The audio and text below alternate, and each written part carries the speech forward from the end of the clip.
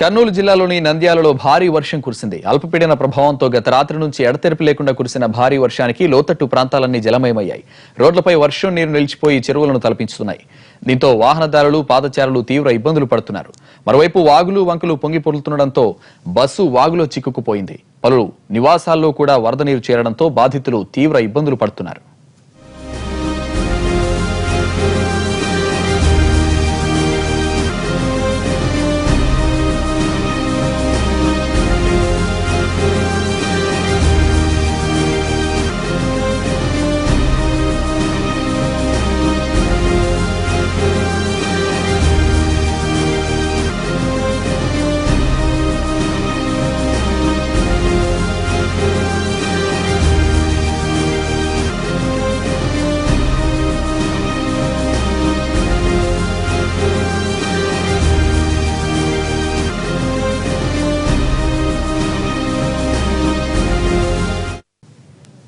అల్పపీడన ప్రభావంతో ప్రకాశం జిల్లాలో వర్షాలు కురుస్తున్నాయి. జిల్లా వ్యాప్తంగా ఓ మోస్తరు వర్షాలు నమోదవుతున్నాయి. ప్రస్తుతం కురుస్తున్న వర్షాలపై రైతులు హర్షం వ్యక్తం చేస్తున్నారు.